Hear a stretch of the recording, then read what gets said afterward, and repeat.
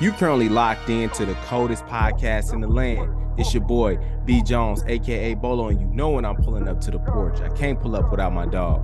What's going on, y'all? It's your boy, Big Smitty, a.k.a. D Nice, and you heard Bolo just said, this is the porch.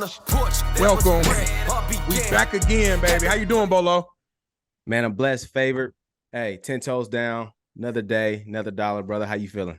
Hey, man, I'm feeling good, man. You know, the sun is officially back out here in sunny LA, so I'm happy about that. It's been a lot of rain going on like last few months. I don't know what was going on out here, but it's now back to being LA. So listen, I can't complain, man. That's it. Yes, sir, I love it, bro. Yes, Good to hear, man. bro. And we turning up another notch? Are we turning up another notch? I didn't want to do it, but like the people be hating on the porch, and I keep trying to tell them, listen, y'all better hop on the bandwagon right now because this shit is crazy right now. This shit is rolling right now. It's getting a little too wild. We got another big time guest here on the porch. Super excited for this one. I'm gonna bring him straight in. He's a reality TV star. He's a former football player. My D-line brother. He was a defensive end in Central Washington. He's a boxer and influencer. The one and only Chase DeMoor. Welcome to the porch. What up, boys? Thanks for having me, man. What it do? Sir. Butler, hold on real quick. I ain't trying to put no two on one, but you was a DB. You was a little dude. I was a 3 technique. Chase was a DN. So yeah. It's the D-line in the building. Only the athletes can talk. It's us. It's just 2 people. I hate DBs. Talk the most and get us exposed. Damn. Talk the most. Hey, look. I'm gonna keep it real. D-line. So it's hard. Hey, but look, it's easy for us to cover up y'all mess ups, though. You know what I'm saying? Y'all tackle, 3rd level, we there. You know what I'm saying? Hey, bro's got to run with somebody. We got to run through a 300-pound man. It's crazy. Come on, Chase. Come on, man. The double team. Don't know nothing about a double team. It's the hardest position to play on the field. It's the hardest position to play on the field. What is D-line? DB. This is very crazy. We got people pulling at us. We got double teams. We got and we go against some of the extreme athletes in the world, some of the best athletes in the world at receiver, and still gotta go backwards. Remember, we're going backwards, so we already at disadvantage against some of the best athletes in the world. Bro, we got D linemen running after Lamar Jackson. I'm not hearing it. Come on, that's D linemen dropping in the flats now. It's a different age. We playing coverage, man. We soaking up double teams. We got to spill tight ends. He don't know nothing about spilling. Safeties come downhill too. We may have to spill. We may drop that shoulder. Yeah, it's like a real one to spill, boy. You know what I mean? Yeah, that's what separates the boys from the men. Come on, Chase. We get in there. Yes, sir, man. But listen, we can talk football all day long, but we got to talk about Chase, man. So much going on with you. You know what I mean? It's crazy how this lined up. We had you scheduled for like over a month and just kind of lined up this way. First of all, I want to start off with a lot of noise going on. There was a big brawl, looks like, that happened outside in the streets. Yeah, in New Orleans. In New Orleans. Yeah. Between I think it was you and some of your homeboys and Nate Diaz allegedly and his crew. I saw you had got jumped. I saw Nate Diaz choke somebody out. Just tell us from your point of view, like, what happened? Man, it's just one of them days, man. You know what's crazy is I woke up that day and I was telling my boys, I was like, why does it feel like everybody's just got something to prove today? It was just from start to finish, and like I had a fight that day. I had a boxing match, and I wasn't really trying to focus on what everybody else was going through that day. I was just like, look, I need to lock in. I got a box. I got millions of people waiting for me to mess this up, essentially. You know what I'm talking about? Right. So it was like coming off the press conference, coming off the weigh-in. You know, I had a good time that week, making it entertaining, making it funny. And, we get to the fight. He was boys with this dude named Stevie Knight, whatever. It is what it is. We saw how that turned out, and he wasn't too appreciative of that. And then his other boy, Chris Avila, decided to box my boy, Paul Bamba, who was meant to fight Tommy Fury. So it was a lot of like 3-way connections. I know him, he knows me type of thing. And, I saw him out the night before, and him and his boys were like pointing at me, and I kind of got like how you just know somebody just waiting to try you. So like me and my boys, we was just like, let's just get out of here before this gets messy, because like they didn't say anything directly at the time, but like you could kind of tell like they point at us. We're at a college club bar type thing. So, you know, like everybody's either they're hanging out with us or they're hanging out with them. And like, I wasn't trying to get into like no messy stuff on a college campus, bro, because, you know, motherfuckers pull out their phones, start recording. Facts. And you're waking up, you know, with a canceled fight the next day and a wasted trip. And so we got up out of there. And you know, the next day I'm chirping his boy in the ring, and he took his shirt off. I was like, bro, you built like a milk bag or something. Come on. Like that. And he like flipped me off through his boxing glove in the middle of the match. I was like, all right. So I'm, you know, I'm ringside, I'm chirping him. I moved a couple rows back to sit with my friends, and you know, I was talking to the fans and stuff, taking photos, and you know, just doing my due diligence at this event. And you know, through the time of the fight, I'm chirping his boy, you know, in between rounds, like, yeah, Paul got you that time. Like, boy, you hit soft as shit, this, that, and the other. And Nate Diaz just got tired of it. So he gets up, picks up the water bottle. He's known for throwing water bottles. Boom, throws it. And it took me a second to register. I said, I know this man did not just throw a water bottle at me. I don't care who you are. Like, as a man, you ain't about to just throw something at me and me not do something. So I go running at him. Mind you, he's got like 10 security guards. Like, everybody's just trying to stop me from hopping over this fence. And so, you know, I picked up a steel chair. I was going to throw this steel chair at him. And then I was thinking, nah, I could hit somebody else if I get hurt. So I put the steel chair down. Cops start running. Nate Diaz gets escorted out the building. I get escorted out the building. It is what it is. I had to leave the fight early. And so later that night, my boy, he calls me. He's like, bro, you want to hire some security for the night? And I'm like, bro, like, I'm not about to, you know, drop another bag on security. We're all 6 foot plus football players. Like, ain't no way I don't need security. I got you guys here. You know what I mean? Right.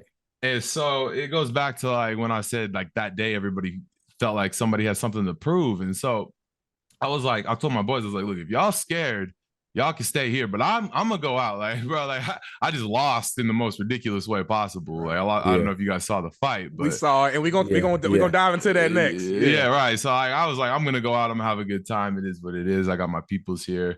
Y'all got y'all peoples here. And so we went out. We're walking around. We went to a few different bars, and my manager calls me. He's like, yo, just be safe tonight. Like, you know, Nate Diaz and them are crazy. Like, one of his boys got like a murder charge, this, that, and the third. And I was like, bro, like I'm from a place that we don't talk about. But like I grew up, I'm not scared of anybody, essentially. And so I was like, look, I'm gonna go out, mind my own business. It is what it is. And so I was out with a couple other influencer crowds. I was with Gideon, Overflow, PJ, the Fake Logan, all the influencers essentially. And so we was at a bar. We were having a good time, man. Like, you know, just talking to all the girls around and just having a good time. There was like no bad vibes. It was like, you know, finally everybody just kind of put whatever they had going on to bed. And so I'm walking around and I see one of my boys go up and talk to this random dude. And he goes, oh, just stay back here. That's one of Nate Diaz's boys. I was like, all right, cool, whatever. So I'm sitting there chatting with this other guy and I can see them all like looking at me through this little bar. It is what it is. And so I'm talking to my friend, and all of a sudden this dude comes up to me. He's like, I want no problems. I want no problems. And I was like, look, I'm like, what are you talking about? And then he like Spartan kicks me in the chest. And so I immediately, first reaction is like, bro, I threw that too. It was my first reaction. You had to. Yeah, bro. I cracked him in the eye. And his eye, like I broke his eye socket or something because he went like flying. And next thing I'm looking at him like, what in the hell is going on? The next thing I know, I got blasted in the side of the ear. I got like this ear. I don't know if y'all can see. Yeah. Damn. He came out of nowhere, blasted me in the side. And all these dudes, mind you, fought in the UFC. Like, they all got UFC records, and I'm an 0-2 boxer. You know what I mean? Yeah. Right. And so, bro, blasted me in the ear, and all of a sudden, I'm just in the shits right now. I got 5 dudes on me. Got people pulling out their phones. I'm getting headbutted in the face. I'm just, you know, I'm in here just trying to play defense. There's 5 UFC fighters on me. I'm backed into a wall. Dude's trying to like double leg me and take me down, but I'm a big dude. Like, I'm a football player. You ain't finna just double leg me. And the cops is, you know, running up at that point. And all I know is like, ain't nobody trying to get arrested and go to jail in New Orleans, bro. Like, I don't know what goes on down here, but like, I'm not trying to go to a New Orleans jail. Yeah, so you ain't trying to find out. Yeah, bro. I'm like pushing these dudes off. Like, look, cops are right here. Like, cops right here, bro. Like, back up, bro. I'm not gonna like hit you in front of these cops. It might, like, they saw you hit me. It is what it is. But I'm trying to leave, bro. I got a hotel room I'm paying for. I'm not spending the the night in section D8 or whatever. You know what I mean? Like, facts. And so basically, I walked away. Dude's headbutt me in the face. His forehead's like bleeding from like my teeth. He's trying to do his thing, and so basically, I walked away from that. And my girl, she's in the video too. She's like pushing people. Like she was pushing the dudes off too. And these are UFC fighters, and so I was like kind of getting on her. I was like, if anything ever pops off like that, you need to like gone. You 5'2", 120 pounds. Get out of here. Like, I appreciate the thought, but like, I got you. Right, bro. So basically, I get to this bar and my friends are like, "Oh, like Chase, where you at? Chase, where you at?" Blah blah blah, blowing up my phone. Like, send us your location, because somebody had said like Chase got jumped by Nate Diaz and his boys. And at the time, I didn't even know fake Logan Paul was getting choked out. Like I said, like I saw the cops and I was like trying to get further. You know what I mean? Right. And so by the time that all my friends got to me, they're like, "Oh, where's Nate and his boys?" I guess they had gone off and did something else. But the crazy thing about it is after we got back to the hotel, woke up the next day getting on our flight, I'm on my way to the airport. I'm getting like blown up by my coaches. Everybody's calling me like, "Yo, Chase, like, we got you booked on the same flight back to LA as Nate Diaz and his crew." And I was sitting there thinking in my head, like there's only like 10 first class seats type. Right. You know, I'm in one, girls in one, my manager's in one, and Nate Diaz got his whole crew. So I'm like, bro, I'm about to be locked basically in a cabin full of all Nate Diaz and his crew. But like I said, like, I ain't scared of nothing. I wasn't changing my flight. I was like, look, if he tries something on an airplane, that boy's got stones that I ain't never seen before. So he ended up not getting on the airplane. Come to find out, he got an arrest warrant. So, I mean, that's probably why he wasn't there. But that's kind of like from my perspective of what happened. Damn. Man. That's a crazy night, Bolo, ain't it? Crazy ass night. I'm trying to, he explained it so well, though. I'm just envisioning like every part of how it went down, though. Like, especially like you ever went into a party or something, you just kind of like you vibing, but then like you just like kind of fill out the room and see a couple people in the vibe immediately change. Like sometimes people pick that up quick as shit, though. So like, I'm just it's like one of those things. It's like I can't hear what you're saying, and you're not looking directly at me, but like I got like a feeling. I know you're talking about me. I know you know I'm here. It's like, you know what I mean? Like you put two influencers in the room, like we might not know each other, but everybody in here knows who we are separately. So you know who I am vicariously through these other people. And it's just like when you got two like lions on the same plane, like one of them got to go, you know, something's going to pop off. Yeah, those egos get involved, that pride, and then it gets a little crazy, man. So, but I mean, on a serious note, I'm glad that you are okay. Good, obviously, you know, you look everything good. Like you got a few bumps and bruises, but you're good. Man, I was like, for some UFC fighters, Dana White better sign me, because if that's how hard y'all are hitting, y'all got a good record, then I'm about to be fighting John Jones and Izzy Adesanya because like, dang, I was sitting there thinking like I should be out cold. Like there's 5 of y'all and 1 of me. So right. That's and real. I see you been posting videos talking a little trash, and you actually said you called out Nate. You say you trying to go an MMA fight. Now let me ask you this. Now Nate, listen, Nate is one of the best UFC fighters. I think, you know, he's a legend in the UFC game. Yeah, how many championships he got? How many championships he got? You right. I hear you. My question for you is, was that like, are you seriously trying to get in an MMA fight with him, or was that more kind of spur of the moment? You frustrated? Like, talk to us. I would 100% get it. Like, lock me in a cage with Nate Diaz. I might not want to do like, you know, 5-minute rounds and 12-round fights, but you give me a 3 minutes, 3 rounds in a cage with Nate Diaz, I'll take it. You feel good about that? Yeah, bro fought 150 pounds in the UFC 5-6 years ago. Like, bro, I'm in my prime. I'm 250 pounds. Like, bro, I'll take that. I will take that 100%. His best bet would be to choke me out. That's his only shot he has, because he's not strong enough to get a takedown on me. He's not tall enough to get a head kick. He's not stronger. He ain't bigger. That's a good point. Yeah, I would, if it was a wrestling match, I'm heavier than him. He's not, you know what I mean? Like, and he's not in shape. Like the Nate Diaz everybody saw fought Conor McGregor, the Nate Diaz who had his UFC career. That's not the same Nate Diaz who was drunk at a college bar, you know, hitting on, you know, 21, 22 years old. It's like, lock me in a cage with him with limited time, so that I can't have, so there's no gas tank fatigue in there. And yeah, I'll take that. So you saying present day Nate Diaz, you wouldn't want to do it back in the day? I mean, I would. I'm crazy, so I mean, he like shit. But I like my odds better now, right? Present day Nate Diaz than I do Nate Diaz, who's training, 5-6 days a week at a UFC facility. Right. You know what I mean? Right. You got to think like dude's partying, drinking, he ain't sleeping, eating like garbage. You know what I mean? Like you're on a whole different level now. Yeah, bro. It's like I'm a in shape. Yeah, coming off of a fight camp. Like, yeah, lock me in the cage with Nate Diaz. We'll see. We'll see if his has been experience is something that lasts through all of that. You know what I mean?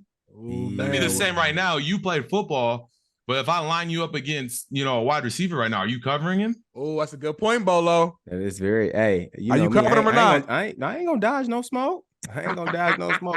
Look, somebody go ahead and run the 9 routes. It's a different story. But somebody, go ahead and run a couple digs, some slants, then I'm jumping shit. I'm good. Right.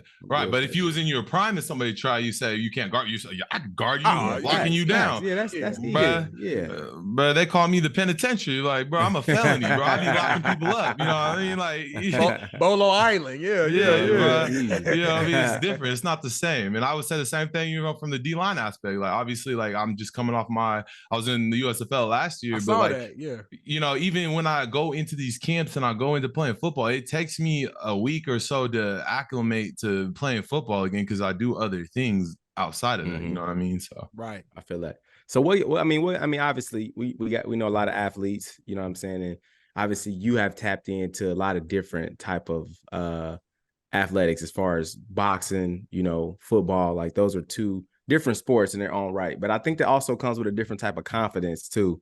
With that, what comes with that? Like, how do you I know obviously you got to be prepared, right? That's kind of like what people say, but where do you get the confidence from though? Yeah, man, I think it comes from I lost my dad at an early age, but he taught me a lot of really good lessons growing up. And one of the things that him and every coach I ever had was similar. They would always say don't be one dimensional. You know what I mean? And I'm sure you guys have heard it in sports too.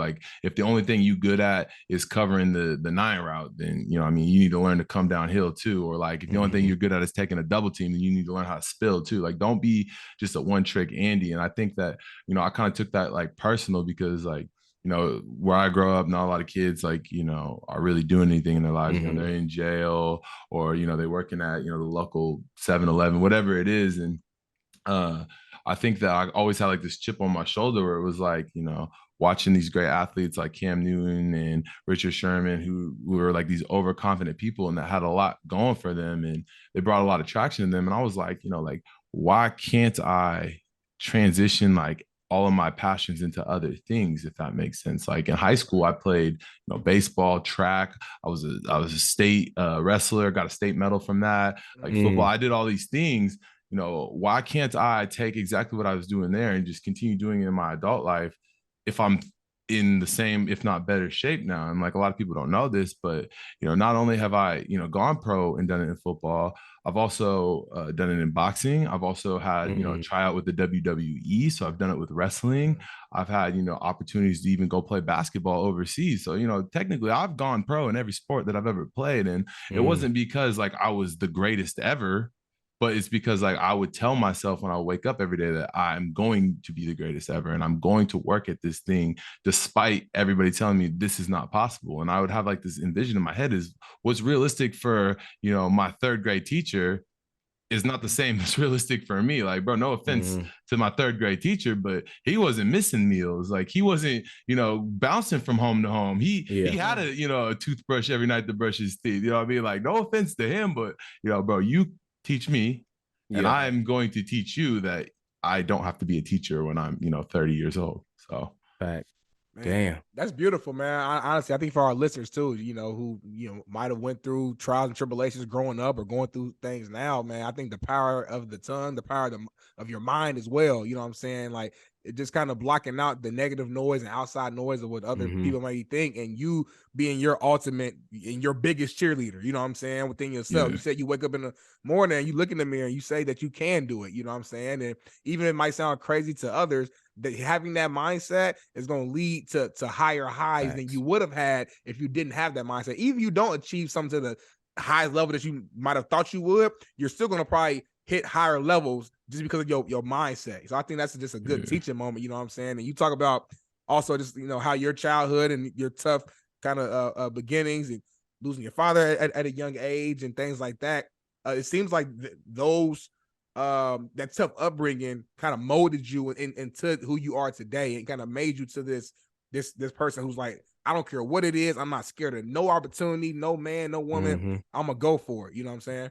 Yeah, and I think, like, you know, a lot of people don't know this about me. I don't know if I've ever like publicly said this, but I have an older brother who's like maybe a year older than me, same last name and everything. He's in prison right now for, like, you know, a double murder charge. You know what I mean? We had the same exact opportunities presented to us our entire lives, and you know, we just chose to go down different paths. And the craziest thing about it is, it's like you never know who it is that you're going to meet. You never know what that moment's going to be. You never know what's going to change your life. And in fact, I tell people this all the time, is what separated me, and I'll give this the most credit to, that I did personally, is there was a point in my life where I was working at Starbucks. I had this girlfriend for like 6 years, hated her. But like, I felt like, you know, because I've been with her for so long, that I'm in this toxic relationship that I need to stay in, you know, to the point where, you know, once I was like, you know, with football and stuff, it's hard to make it into these pro leagues. And I was working at Starbucks, training to try to go to the league, wasn't signed to a team yet. You know, she's like, you know, pick something realistic, and would force like this idea of like, you need to have, she would call it a backup plan, but really she was saying like, this needs to be the first plan. The football needs to be the backup plan. And so, you know, she had like these connections through being an officer. And, you know, I was going through the process of almost becoming a police officer. And in fact, I did like, there's 3 tests you have to do before, you know, they hire you and send you off to police academy. You have to do like a written test. You have to do a physical test, and you have to do like a psychiatric test. And essentially, I passed the physical test. It's the first one you do. You know, it was lights out. The written test, like, you know, I'm walking in to take this written test, and everybody's like, oh, I failed this, you know, 3-4 times, and I come back every year. I was thinking it was going to be super hard, but it was like, honestly, like common sense. So I passed the written test, and then I actually failed the psychiatric test on purpose. But I failed the psychiatric test on the last question, which she asked. Like, it was like a question like, what do you do if you see like a burning building and people are inside? And I was like, said like some superhero response. I'm gonna come busting in and save everybody. And like, technically I failed because it was worth the most points, and you're supposed to call for backup, call fire department, you know, like things that you should do. You're not Superman.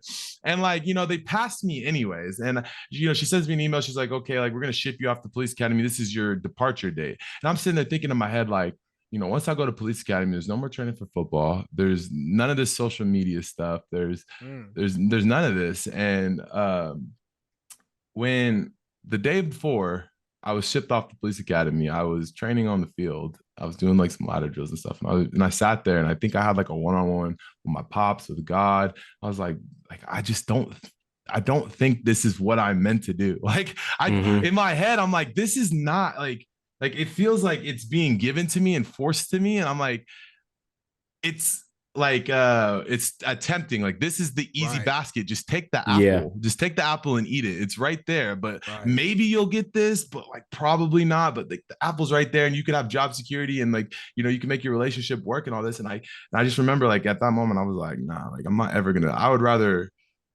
be washed up, sad, and broke, saying I tried for the steak rather than eat this apple that's right in front of me.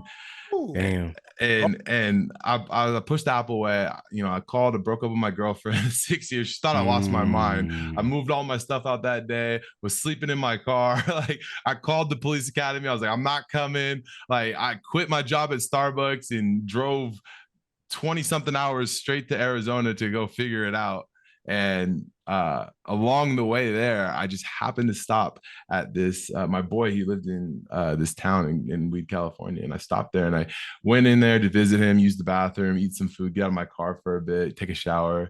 And there was a girl in there, and I asked her, I was like, so what do you want to do, like, as a job? You know, because I'm trying to figure it out too. She's like, oh, I want to be a social media influencer. And I was like, what is a social media influencer? What does that even mean? Right. And she was just like, oh, well, you get this and this and this, and all you gotta do is post. And I was like, well, why can't I do that? She goes, what she said, she's like, oh, it's mostly just for girls. And I was like, okay, like, now you've just tried me. Right. Is that a challenge? Is that a challenge? And so, you know, because I met that girl, because I quit my job, because I drove and I just happened to be there in that moment, I made a video, and it was like me lifting some weights or something. And, my friend sent me the TikTok app, and after that it went viral. And then all of a sudden, like, I was one of the, biggest names on the internet, and I got an opportunity to go, to Netflix and do Two Out the Handle and do like all these amazing things. And you fast forward, here we are, like, 2.5, 3 years later, and my life is completely different. Like, it's like a full 360, all because like I had like a spur of the moment, just sitting there like, I'm not eating this apple that's right in front of me. Yeah.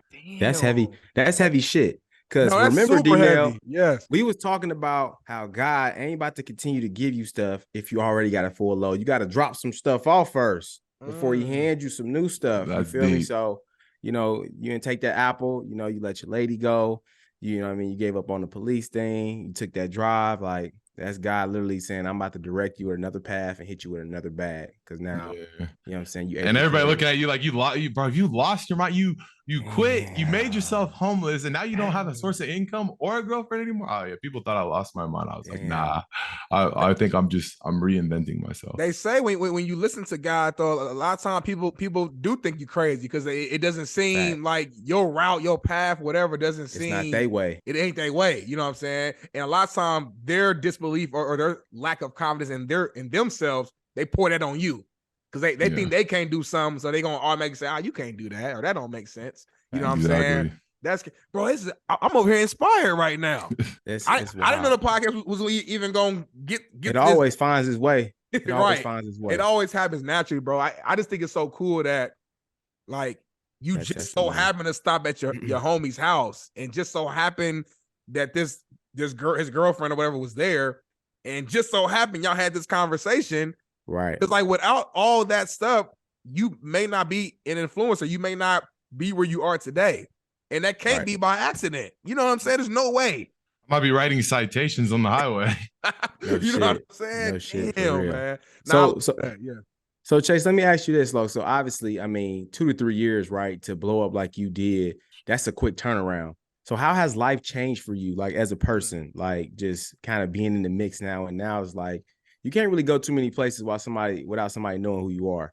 Yeah, man, that's the thing that they don't tell you. And like, I know it's gonna sound like crazy, but what they don't tell you is like, when you get to that top of the ladder, whatever it is that you look at in life, you don't get to take the people with you. Like, it's just you up there, and it's a very lonely place. Like, and I know like it's hard to like really like comprehend like what you mean by it's lonely. You have all these people that know you are, but it's like, yes, but now you become more of like a zoo animal than a person. And I say that in the sense is now everybody's always watching what you're doing. And I say that in the sense of like, all those nights that you have out with the boys are like, oh, bro, like I got, totally hammered, and we were talking to this person and she was super cool and we did this, and I can't believe we got, like, all that's gone. All that's gone. Like, everything you do is being recorded. You walk into a bar, it's being recorded. And it's like, you move to LA and it's like, you don't get to just, why can't I just pay for this $30 Uber to drop me off at this event? But nah, because now it's frowned upon because you got dropped off in a Prius and you didn't pay the extra, $80 to get dropped off in an Uber Black. I mean, why are you, not flying why are you paying 10 times as much for a plane ticket now? Because Lord forbid somebody finds you flying in coach and now you're getting blasted all over TMZ because are you broke? Are you cheap? All this and that. And you have this constant battle of people always judging you, and you almost miss out on your personal life now because, you got problems like, you go out and now you got Nate Diaz and his UFC buddies that want to fight you. You know what I mean? Right. You have a boxing match and you fight the whole fight, have one missed swing, but they clip that and it goes viral worldwide. And now you got something to prove. And then you have another boxing match and people are like, like, how are we going to get him this time? You excessively knock somebody out. You know what I mean? Right. So it's a constant battle. It's a constant mental battle. And I think that, it's not like you can just, say like, oh, I'm going to take a social media break and do this and that, because like now it's your source of income. You know what I mean? It's like you show up to work every day. You don't just say like, oh, today I just don't feel like working. I'm going to take the next 6 months off and still expect to be able to, pay the bills and have like this extraordinary life. You know what I mean? So it's definitely a trade-off. Damn. Yeah, that's why, real, man. Everybody want to be that star. Want to shine. Man, but when you get to that point, it's a lot that comes with it. You got to be prepared for that. Oh yeah, forget making friends, forget all that, because like you never know who's with you for the right reasons. It's real. And I think like the video of Nate Diaz is like a prime example of that, because those boys that I brought who I thought were my boys, you saw them just standing there. Facts. That's a fact. Standing there watching me fight. I didn't want to say nothing, Chase. I didn't want to start nothing. What's crazy about was a lot that of watching. Yeah, there was, and recording, and you know, everybody. I went off on my close friend's story on Instagram. I was like, I don't like if you.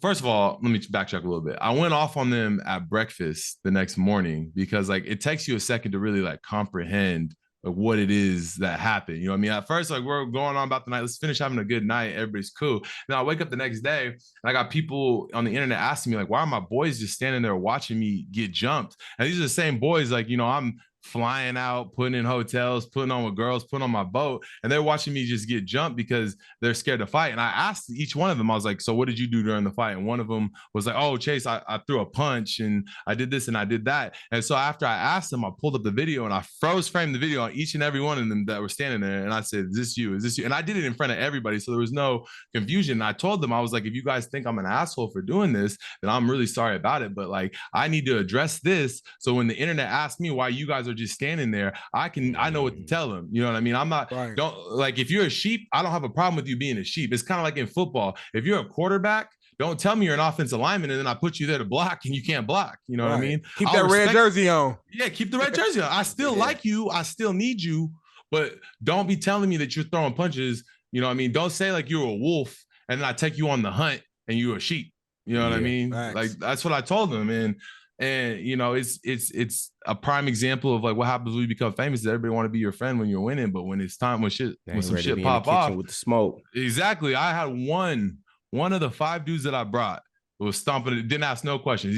He got a promotion in the friend group. I was about to say he got to be promoted. He wasn't even one of the main people. No, he hit me up last minute like, yo, can I come? And I was like, I'll see if it can work, blah, blah, this and that. And he was one of those dudes that I met randomly in Miami when I first started, you know, blowing up and I was getting all this free stuff and club promo and all this. And I just met him. I thought he was a cool dude. And so I brought him along with me to all this stuff. And he just hit me up like, yo, bro, he came to 2 of the fights now. And both fights, the first fight with Corey, they tried to come in the locker room and jump me, and he was with the smoke.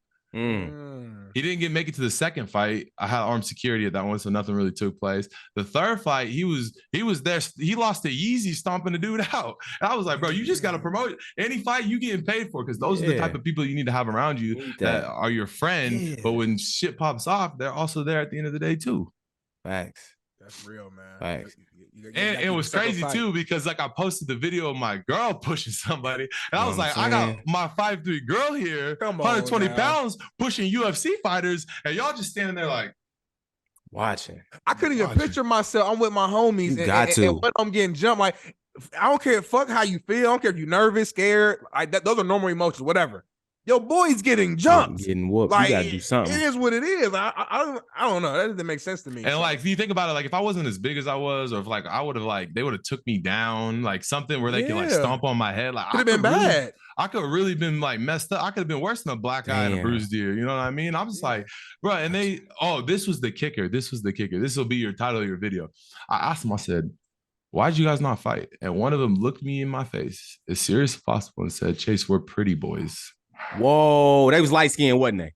Well, yeah, he was actually Cuban. He was actually Cuban. Damn. I'm the only light skin in my group, and that for that exact reason. So you can't send the dark skin brother down. You lying right now, Chase. I swear to God, I looked at him and I said, and mind you, so like a couple of my boys wasn't there, and they was in the group chat just going off in the group chat. The other light skin that I hang out with, Josh Lago from Love Island, he came running, bro. He was off with a shorty, like threw shorty out, booked it straight to me, like, we heard you got jumped. He was one of the dudes that met me at the bar. But when he had told me that, I was like, bro, you just look me in my face and just tell me that you didn't swing a punch because you're a pretty boy. And he's like, yeah, we can't fight.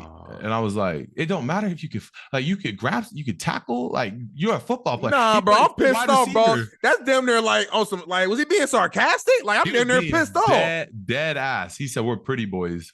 I can't fight. I was like, he can't be with the crew no more. Down there with a slap buddy across the face. What the heck you talking about? The same guy that I let bring girls to my table. Same guy who I was sliding my card so it looked like he was paying for it. Like the same boy I'm putting girls on. The same boy who I played in the CFL with. I was like, bro, we got a track record before I was like, you know, Damn, quote he unquote played famous. football too. And I was like, bro, you just watched me fight 5 dudes and get jumped by 5 dudes. And you We said, pretty boys. and bro, you see him in the video just walking behind him like, God, stop. Come Stop. on, Like not even touching him. And I was like, bro.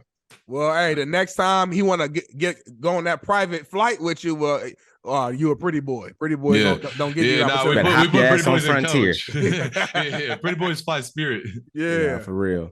Man. Damn, that's wild, man. Hey, that goes to show y'all, man. Look, and I always say this too, especially for everybody who get new friends and stuff. You ain't gonna really see your real friends until it's time to, you know what I mean, jump in that mud. Everybody ain't gonna jump in the mud with you. Yep, that's when you really know, man. That's when you really wisely. know. And since we're kind of back on the topic of the fight, let's talk about the actual fight inside the ring. Big time fight, man. I went back and watched it. You know what I mean? I seen your improvement. You know what I'm saying? I can tell you've been in the training your ass off, getting better. You ended up fighting was a YouTuber, Stevie Knight, and you knocked him out. Clean knockout. But you probably got a little the brakes off that boy. You knocked bro out. He was in it. He was in a whole nother fucking world. And then Chase, you kept hitting him a couple more times. Take me through your mindset during that moment when you knocked him out and what led to the continuous punches. Man, let me just tell you, bro, like you got to think, bro, 5 months, I was in a boxing gym driving. I had to drive 40 minutes there in the morning, 40 minutes home, spent 3 hours in the gym every single day, 5-6 days a week. One off day, I'm watching film. I'm watching hours of film. And while I'm doing this, I'm seeing memes. I'm seeing TikToks. I'm getting tagged. It's getting sent. I'm watching this miss swing and this loss that I had against Bruckner haunt me. And everybody saying, you can't fight. You're this, you're that. And bro, like I said, like I had that chip on my shoulder. I'm a competitor. And like, bro, when people try your manhood like that, they're like, you can't fight, you this and that. And I had this dude, Stevie, who's this big, bad boogeyman, buff. Like nobody want to fight him. He's scary, right? And I get a call and they're like, yeah, this guy's terrifying. He's built like a G.I. Joe. Like he apparently can really scrap Chase. Like you got your work cut out for you. I said, no, sign me. Like I'll give me the chance. Like I need redemption. And I was in there just grinding, listening to like every meme and like just getting attacked, bro. And people don't understand what that's like because you get it from 1 or 2 people. It's crazy, but I'm talking like millions. Like I flew to Australia for Christmas and they were talking about it in Australia, bro. Like it's like almost, and people that aren't even in the fight community were seeing this, bro. Right. And so it's like you have like one of the most viral boxing clips and it's just like embarrassing. And it's just like, bro, like this dude was just talking crazy. Like he's like, my girl could whoop you. You look like a baby giraffe. Like you can't fight this and that. And I was like, all right, keep that same energy. And so you see my face when I go in that ring. It went from all the jokes, all that, and I was just like, you see me, I was just, you know, ready to go. As soon as that bell rang, I went out there and I knocked him down not once, not twice, but 3 times in just the first round, right? Yeah. And so when I threw that hook, when he was trying to run from me, and I threw that hook, boom, and I saw his eyebrows lift, I saw his eyes roll, and he was falling down that ropes real slow. But after I saw that, like I was black. Like it was gone. I was about to say I was gone. I was fighting the memes, the comments, the videos. I was out of there just and it's criminal how slow the referee was. Like, mind you, like his job is to be, I'm not saying I'm not to blame, but I'm not taking 100. I'll take 75% of that blame. But the fact that referee tried to grabs you, like got between, right away. Yeah. After you watch me knock this man down twice before this. I'm much larger than this man. Like he's running in fear of me at this point, and you behind me counting while he's slowly falling down the ropes. And like I was gone, bro. And like, you know, I did the Izzy celebration. I was like, you know, because like in my head I was like, you know, the demon's been slain. Like that was me slaying the demons. Like, you know what I mean? Like it's gonna be a hard photo when I post it. Me just, you know, slaying these demons. And you know, when it all settled down and the adrenaline dump was gone, and I realized like I really could have hurt this man, and like it was never about that. It was never about Stevie. You know what I mean? And I want that to be fully known. Like it was never about Stevie Knight. You see me walk over and try to give him a hug, you know, like I'm a terrible sport. Like I hate losing, but like I wasn't even thinking about that. I walked straight over to him and I was like, bro, I'm so sorry. Like, are you okay? And then after the fact, I went after like I took the loss and all this and that, and I did the post interviews, and I never said anything directly about Stevie. It was always me saying, this person said this, and this person said this, and this comment said this, and that's all I was talking about. And then, I put the camera away. I told security to get away from me. I told my friends to get away from me, and I walked by myself and sat in the locker room with him and his whole team, chatted with him, checked on him, let him know like he's a hell of a champion, he's a hell of a warrior, and he's going to give a lot of people fits in the boxing community. Like I said I was the better man that night. Like, doesn't mean I'm the better man always. That night I was the better man, and grats to him in his win. He's a very strong. He hits very hard. I told him, I gave him credit where he got me and showed him the bruises, and it was like a really good conversation because like in that moment I was genuinely feeling for the guy who is Stevie Knight, not the comment sections, the Twitter community, the YouTube community, any of that nonsense. So. That's real, man. And I mean, kudos to you for actually, taking the time and once you calm down and everything and like actually apologizing, owning up to it and chatting with them. Because you didn't necessarily have to per se, but you did that. I think that says a lot about you and your character. I watched, I think one of his latest YouTube videos, he was like breaking down the fight. He said, I know you mentioned you knocked him down 3 times. The first 2 knockouts, according to Stevie. Yeah, I saw. You stepped on his foot. I saw. That's he photoshopped the photo. But like, if you play, I don't know if you've seen the video in full speed. It's on the Misfits page, but you see me like slip his thing and send it too. In fact, I got a perfect picture of it too because he tried to Photoshop it and make it look like I was stepping on his shoe. But I was like, look, you telling me that photo is not oh yeah. Now you made contact. Yeah, right. And that's not even the only one. That's the look. Here's the actual like full blow. Like, bro, where am I stepping on his foot? Oh damn. Damn. I don't know if y'all can see that. Yeah. Nah, you're not on his foot. I mean, you close, but you ain't on it. Bro, there's like a good 2 inches. Oh yeah. I don't know if it's gonna focus. Oh, there you go. That'd be space in between. Come on, Stevie. And he go try to Photoshop and make it look like I stepped. Like, bro, like I was there. I know how hard I hit you. Like, what? Right. Damn. But, and like even when he made his reaction video and he was saying like, oh, I had to keep it in me to not lose my shit on Chase when he came in. Like he was being so nice in the locker room. I don't know why he said that. Like he shook me up. He was capped, bro. And I commented on the video. Even I still was not going to be a hater. I commented on the video. And I was like, bro, you're a champion. You sold the fight really well. He posted the DMs of us talking about selling the fight and this and that. That's how it goes in the influencer world. I don't know why he posted the DMs, but like, if anybody thought I had real beef with Stevie Knight is absolutely crazy. But I commented on it. I was still nice to him. I still said he's a champion. Even on Twitter, I came out with a public apology multiple times. What I said was, I'm not going to discredit the coaches that put their time and effort into training me the last 5 months. Congrats to Stevie, but I'm also not gonna let Stevie say like like in my head I could have been the dickhead and been like, okay, you're trying to keep it together in the locker room. Like, what are you gonna get your ass whooped twice in one night? Like, come on, bro. Right. You already knocked him out, so it's like, bro, come on, like that's not what we was doing. You know what? Not to switch gears, but that's the one thing about boxing or just any contact sport, right? So like, if you playing football and somebody pisses you off on the field, you might after the game, be like, man, like, all right, you did all this and that, but like, let's fight for real. Like, you can say that, but in boxing or MMA, like, we literally just got done fighting, and I knocked you out. So like, I got DQ'd for excessively whooping your ass. Like it literally happened. So you saying like, man, I'm trying to hold myself together. I mean, for what? I mean, it doesn't even make sense. Like, you could have did that about an hour ago. You're gonna call your big brother? Like hey, bro, we give these out ass whoopers or buy one get one, and they're free. That's a fact, and that's a fact. And look, legally and illegally. Yeah, you know what I mean? Like, if that was an MMA match, bro, they'd be sending your ass to the hospital. The ground and pound was crazy. You know what I mean?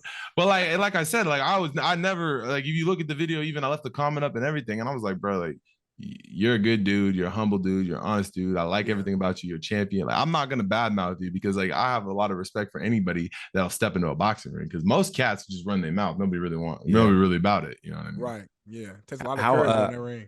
How hard was it for you preparing for boxing? Like, training for football, playing at a high level versus training for boxing at a high level. Like, what's the biggest difference in that?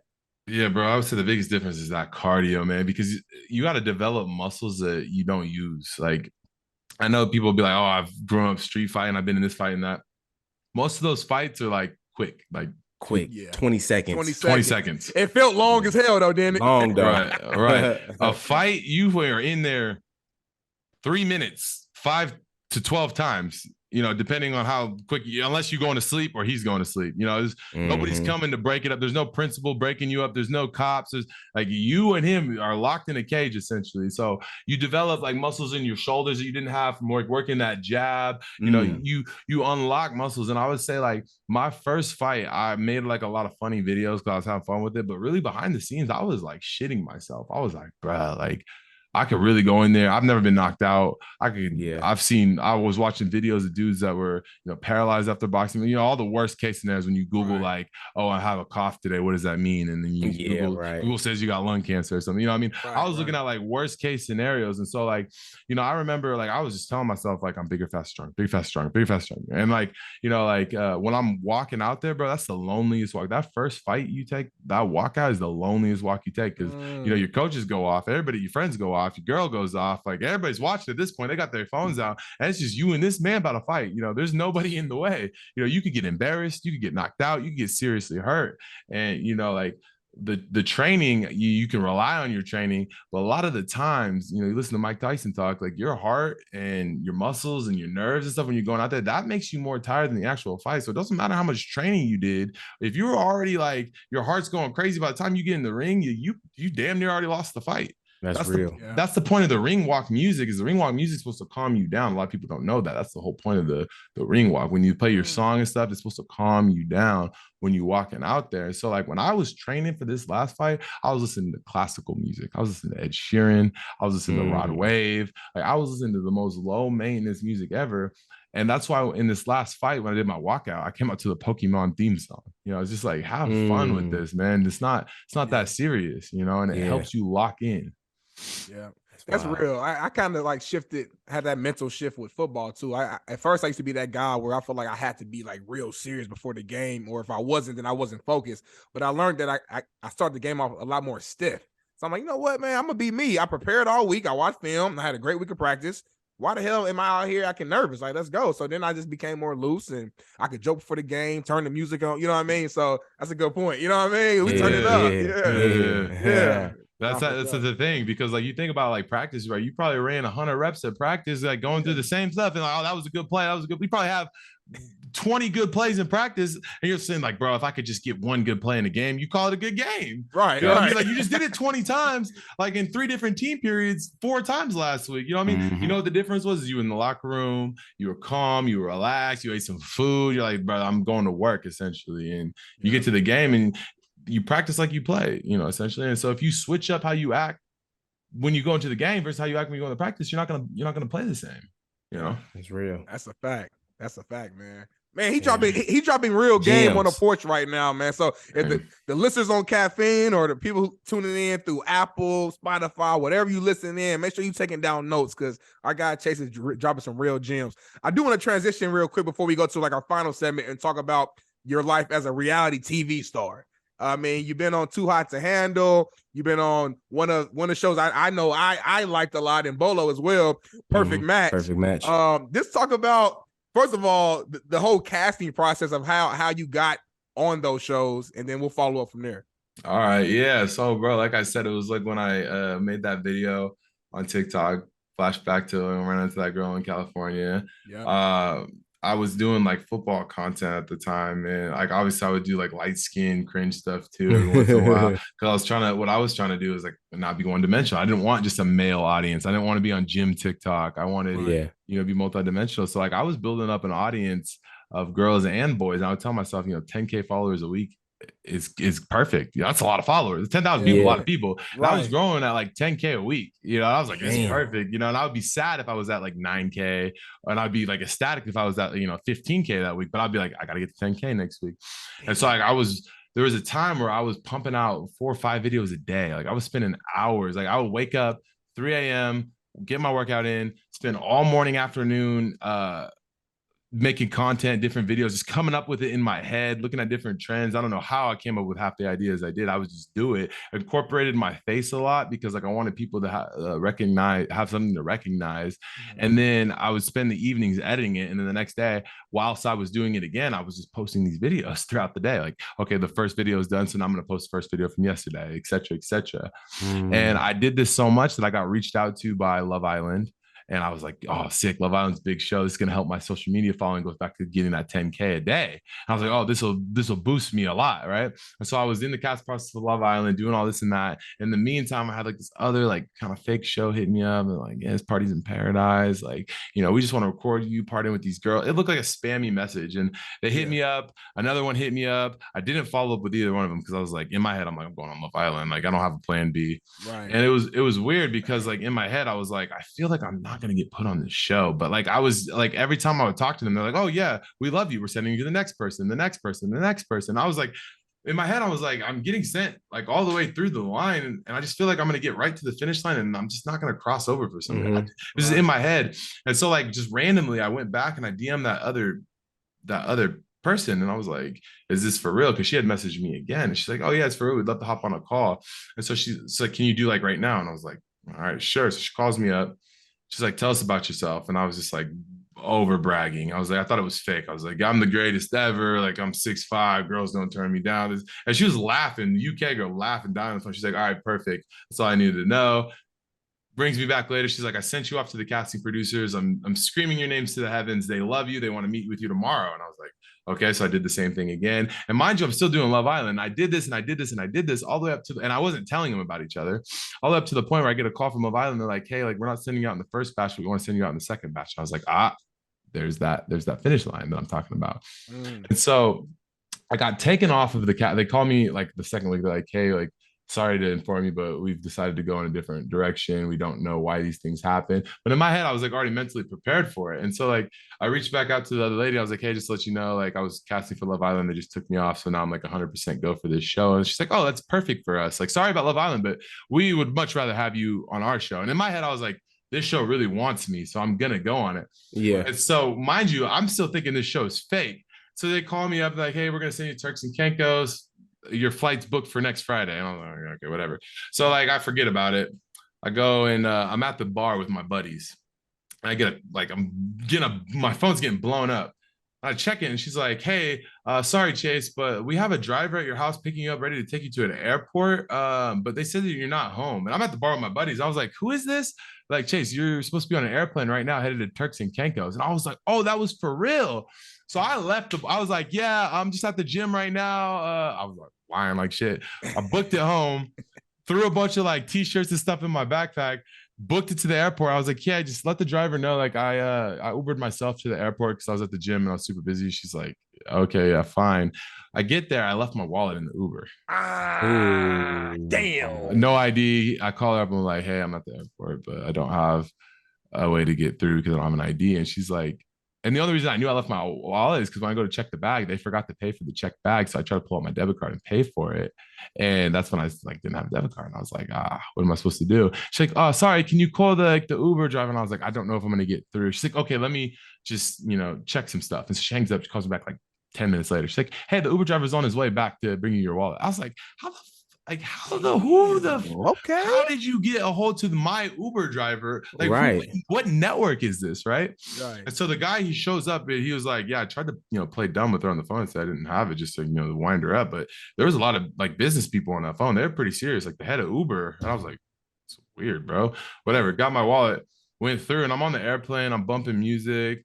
And I'm getting off this airplane. As soon as I get off the airplane, they grab me essentially. Like we need your laptop, we need your phone.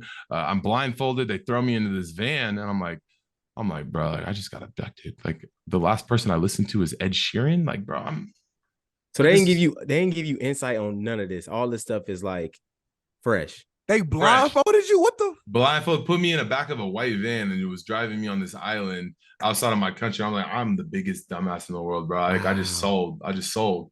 And when I got to like wherever they were taking me, I was sitting there trying to play the game. Like, I don't know if you've seen the movie like with what's his face, Taken or whatever. I was counting seconds. Yeah, left facts. turn, 1, 2, 3, 4, right turn, 1, 2. And I was counting. I was like, yeah, they ain't gonna get me. And so like I get out and like everything's cool. They're like, okay, this is your villa for the next 2 weeks before we put you on the show. And I get out and I like look at it and it's like, bro, I'm just at this house in the middle of the beach on this island, right? Damn. And so like I go in there and they got like a guy in there. He's my chaperone. We're still boys to this day, but he's like your glorified babysitter essentially. And so you spend 2 weeks in there. You kind of go crazy because you don't have any contact to the outside world, and then they send you on the show, and then the rest was history. Damn. I had no idea. So did you see other people that were on the show? Did they kind of go through the same process? No, that was the point of the blindfold. Oh, so you don't see none of them.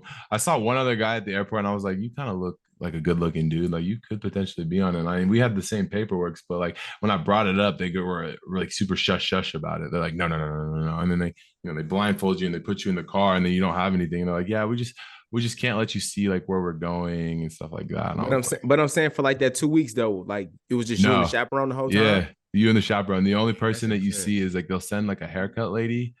They'll send the producers to meet you. Like I was going crazy, bro. I had like a pet spider that I was like feeding hot dogs to, and like I was going. Hey, my man was like, y'all seen the movie Castaway? Yeah, had the soccer ball and shit. Wilson was gone, man. Wilson. Yeah, bro. And it was crazy is because I was like when the producers came, I didn't know they were the producers of the show, and so when they had come, I was basically telling them like, oh, this is my pet spider. His name's Henry. Blah blah blah. And they loved it. They thought it was hilarious, and that was one of the main reasons I got on the show. You know, kind of foreshadowing with the bugs and the cockroach, but like it was kind of like funny because they're like, oh, this guy's got a sense of humor and imagination. We want him on the show because they fly people out there. Like, mind you, there's like, you know, after they do all the cast, they fly like probably 50 people out there. Only 10 of them get to go on the show. So like there were backups that don't get on the show. Like they go there, they do that whole quarantine, the lockdown, everything, and then they get sent home. You know. Yeah, I was just one of the lucky ones. That's insane. And he got on, man. That's impressive. I had no idea that the process was like that, man. So that's inside information. It's a grind. It's scary too. He didn't know if his life was on the line or what. 6 months. It takes 6 months to go through the casting. That's wild. Yeah. So give us insight though. Like how is it really though being on the show like that? Like, is it legit? Like, do people really be on the show like really feeling each other like that, or is that shit just really for show? It just depends on like which show it is. I think like if it's your first show, like you're a little bit more invested, I would say. Definitely like I think the girls are more invested than the guys are because the guys we get on there and we're just like I got a couple like side pieces that are much better looking than these girls. The girls are on there, they're like, oh my God, he's the love of my life. Right, and you know, the difference is like when you're on the show, it's like, you know, one day feels like a month, bro. Like, because it's like you don't got a phone, you're with them, you wake up with them, get ready with them, you have these long days. There's no clocks in reality TV. I don't know if you guys ever peeped this, but they take rid of like all clocks. You don't like there's no phones, there's no technology, there's no TVs. And so you're you're there. You don't have a sense of time. You don't have a sense of what's going on in the world. It's just you and this other person. And all sounds like Vegas. Yeah. Very similar. Like Vegas time moves slow. And so, you know, you're with these people. And so you develop a relationship with them essentially. So I want to talk about Perfect Match because that's a show I'm a fan of. You came straight on the show and was causing havoc. You wasn't playing around. Soon you came on there, you knew what you was about to do. You know what I'm saying? What was take us to your mindset, man? Like, what was your game plan? Like, was you looking for love? Was you looking for the perfect match? Or you like, no, I'm trying to win this shit. Bruh, that's what I mean by it depends on what show it is. So that wasn't my first one anymore. So it was different. So now I'm a veteran. I'm a seasoned vet in this. And like, I knew what I had when I was bringing to the show. Like they brought me here because I'm a heel. I'm a villain, right? Yeah. And they brought me here. I'm the only guy on Two Out the Handle. I have the biggest following. A lot of these girls are going to want to try to like hop on because of the clout. And I was just like, all right, perfect. Like I'm shooting ducks in a barrel. Like, so I went on there and I was like, I know how TV relationships work. They never work out. So I'm not on here to find love. I'll make some friends. I already got friends. I know most of them in real life already. So I'm on here at this point. I'm going to make an entertaining TV show to watch. And so when I went in there, you heard me I haven't even watched Perfect Match. I still have not seen the show. Watch that shit. So I lived it. But from what I hear, like it was kind of boring. And then I came in there and I was lighting shit on fire. And then it was kind of boring. And then they brought me back and like I lit the shit back on fire. You know? because I tell everybody I burned the boats. And so like I went in there and it got to the point where it was like basically me and Francesca going back and forth because we're like probably the two biggest ones on the show. Yep. And I was telling everybody, I was like, y'all think I'm the villain just because they're telling you I'm the villain and I'm telling you I'm the villain. But I'm gonna tell you guys, like it takes a real villain to tell you who the actual villain is. And I'm like, the actual villain is she's sitting you over wasn't there. lying. You was not. She did Dom dirty. Why she do Dom like that? Dirty. Chase. Dirty, man. And I told him. I tried to tell him. I was like, this is why they kill all the black people in every scary movie, because we the most woke. And what they do, they got rid. She said, Chase gotta go. She manufactured a fake girlfriend for me, and I was out of there the next day. She said, he gotta go. He's too dangerous. Yeah. Who was it? It was her homegirl. Was it Georgia? Who's her homegirl? Yeah, bro. Georgia. I brought her in there because they tried me, bro. They was like, production kept that. We think you're scared of Georgia, Chase. Why don't you try Georgia? Bring Georgia. Bring Georgia. I try me. I brought Georgia in and I had it, bro. I finessed it. I was like, she loved me. Like, I got this, bro. Nope.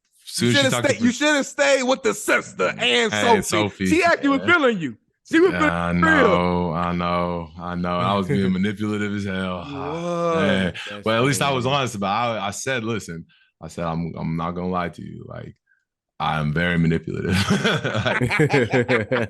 I am. At that point, it was free game. It's kind of like when you send a text message, as long as you end it with a smile face, it's all free game. Right. I told you straight up what it was. So if you stay around, it's on you. She goes, I thought you were joking. I was like, have you never seen any of the other shows I've been on? Right. Like, come on now, do your homework. Yeah. You know the episode that had me, I ain't gonna lie, I was laughing, but she was so pissed. Y'all had the episode, everybody had to kiss each other. I chipped my tooth. And you said I chipped my tooth. You said you ranked her kiss a 1. Was it a 0 or 1? 1. Oh, she was. What's her name? Carousel. She was hot. Carousel, bro. It's because, bro, like the way the game was explained was it was whoever had the highest kissing score was gonna win the challenge. I was like, right. All y'all are trying to pretend that y'all love each other, but I was sitting there thinking, like, I gotta botch this score. Like, I gotta botch everybody's score so low. If I give everybody like a 1 and a 2, and everybody gives me like, like a 6 or 7, whatever it is, then I still win. And then I can control the board. It's all about who controls the board. It's like the Hunger Games and shit. Right. And so like I botched a tooth, and like I at the time didn't know that we were gonna have to present the scores in front of them.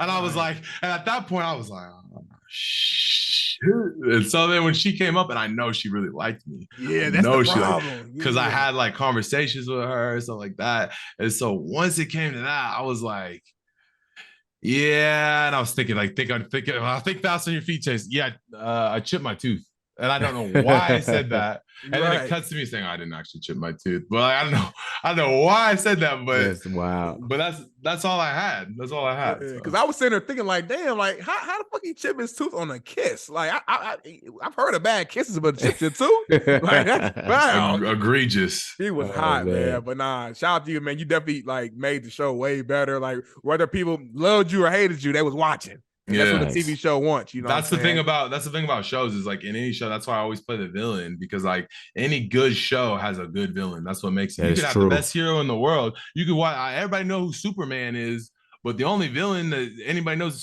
Superman go against is Lex Luthor.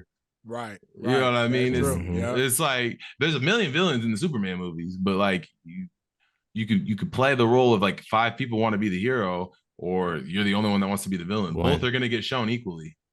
That's true. That's real. That's definitely real, man. Let me ask you this before we transition to our last segment. So, are you and Francesca? Are y'all like not cool in real life, or y'all cordial? Like, what's that relationship like? Me and Fran are cool. Like, I see her a lot. Like, we have a great relationship. We're friends. Like, I think we get each other. Like, I don't take anything she says personal. She don't take anything I say. She knows at the end of the game, it's all a battle of numbers. That's what it is. And, and that's what it's kind of like. We just have mutual respect for each other. We're like, okay, I know what you do. You know what I do. Yeah. We're not going to be best buddies where we're going to get coffee, but like, we'll definitely be cool. You know what I mean? Right. Facts. Respect the craft. Right. Mm-hmm. We're one and the same. Exactly. I love it, man. Well, let's go to our final segment here. This is just our real kind of quick hitters. A few random questions. I want to get your answers and we'll get you out of here. So I'll start off with the first one, Bolo. Name your top 3 influencer turned boxers in the game right now. Ooh, Salt Poppy, he's up there. He's nice. I always been saying Salt Poppy was nice. Uh, Dean the Great. Dean the Great, he's cold. Like, people don't understand. This man beat up a 3-time Golden Glove winner, and the dude grew up street fighting.